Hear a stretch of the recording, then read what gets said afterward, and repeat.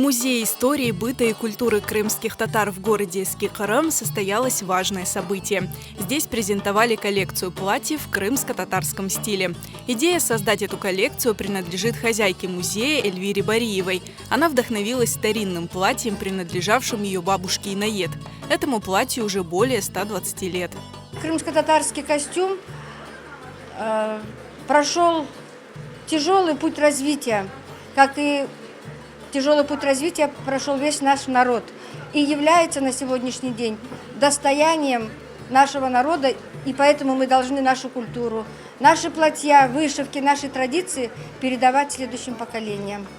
Мероприятие стало итогом проекта «Крымский стиль как связующее звено в возрождении крымско-татарского фольклора», который длился на протяжении 4 месяцев.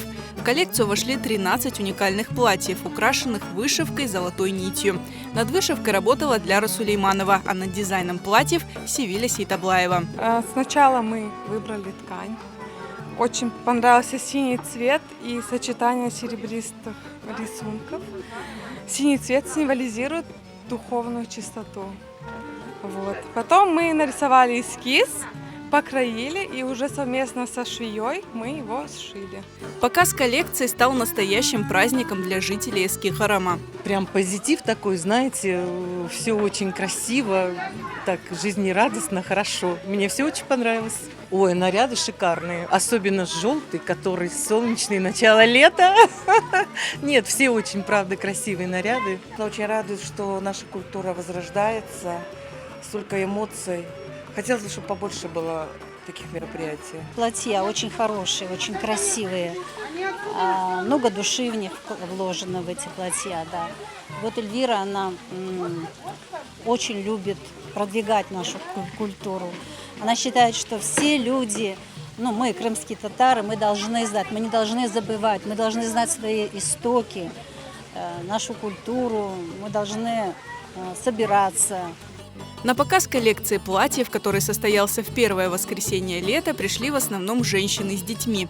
Но даже самым маленьким гостям мероприятия не пришлось скучать, ведь для них здесь подготовили мастер-класс по декорированию пряников.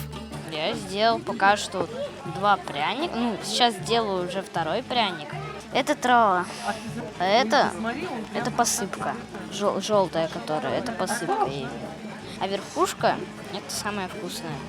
На показе новой коллекции платьев выступили также известные крымско-татарские артисты. Певица Гузель Муратова спела свою авторскую песню, а поэт и музыкант Рисуль Халилов пел, играя на старинном сазе. В завершении мероприятия артисты исполнили несколько народных крымско-татарских песен уже вместе с организаторами и гостями мероприятия.